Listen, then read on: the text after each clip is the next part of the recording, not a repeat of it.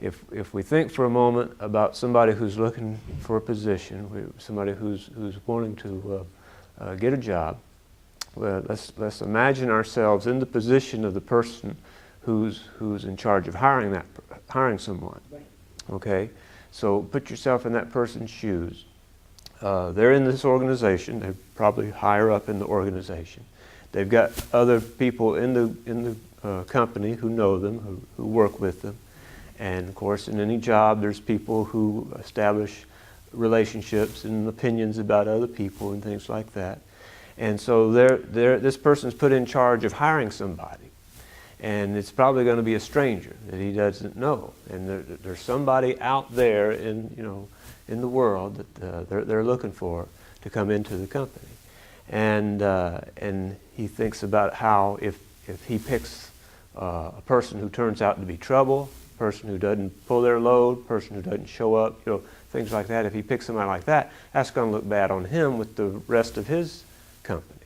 Other people are going to think, you hired this person, you picked this person out. And so put yourself in that person's position. He's got a position that he's told, hire somebody for this. Okay, we need to get somebody for this. So they put out an advertisement for a position. And just imagine that, we cited that example locally at the TJ Maxx where 1,000 resumes come in. Well, he's got other jobs too. I mean, he's got other responsibilities. He's higher up. He's got phone calls and things he has to do all the time. He doesn't have time to go through 1,000 resumes and pick out this stranger who's going to make him look good and be good for the company and be a good worker and everything. So normally what they do, Mr. Cox said, is that they will ask a secretary or somebody to just sort through these resumes. And you take the job description, you read the job posting that we said, and you look at these resumes and filter out the ones that a waste of time. Just take them out. And so some other person, not the person who's going to be doing the hiring, but probably some secretary or somebody is going through these 1,000 resumes to pick out what may come down to be about 100 people who look qualified. Okay, they look good on paper. All right, and so she's weeded out 90% of them already. So that's the first hurdle, is getting through this first filter and everything. All right, so 100, that's still a lot, but that's not better than 1,000 for him to look at. So he takes the 100, and he might look through those, and he might narrow it down out of the top 100 that look qualified to that person. He might bring it down to 10 that he could invite for an interview. He might do 10 interviews, or he might invite them. And so the resume has been the only thing that they've had to look at. If you're getting through these filters, the resume is that introductory representation of yourself into getting this job. And so then the interview process begins. And so to call somebody in for an interview, they usually pick up the phone. They'll call somebody.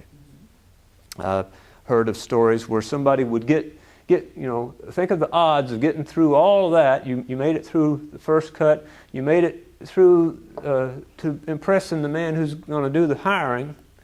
And he calls, and it goes to an answer machine, and some child has left a joke message, cussing or something, or some kind of jive, fool stuff on the answer machine outgoing message. Right. Click. Right. So that's out. Okay?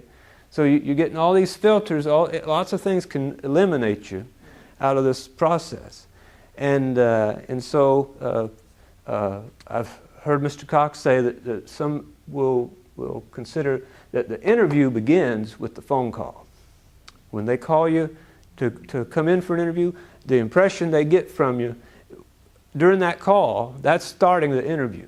Okay, so you're already on.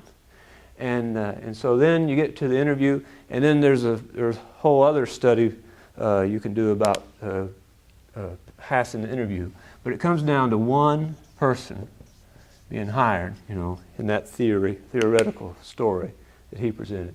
And so you just look at that, so applying, responding to an ad, and to think about all the filters you have to get through and everything. And he even told a story that sounded harsh to me, but he said that what some companies would do is they'll go by the resumes up until the very last, and then they have to have this application in the file formally. And so somebody impressed a guy, he liked him at the interview, and he was leaning towards hiring him. And he said, well, we have to have this application in your file, so how about fill this out before you go? And the guy who all but had the job said, can I borrow a pen? And the guy said, oh, you're not prepared. So that cut him out.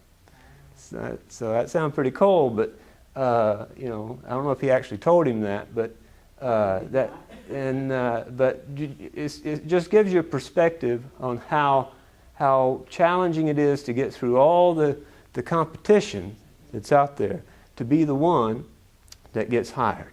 And so I think it's good to begin with that end in mind, that you're wanting to put something together that shows that you're going to be the one who can rise to the challenge, and that you can be an asset to that person who's hiring you, and that you can show from the start that you're a person who's going to help the company and be a good worker, and the one that they should choose out of all those other people.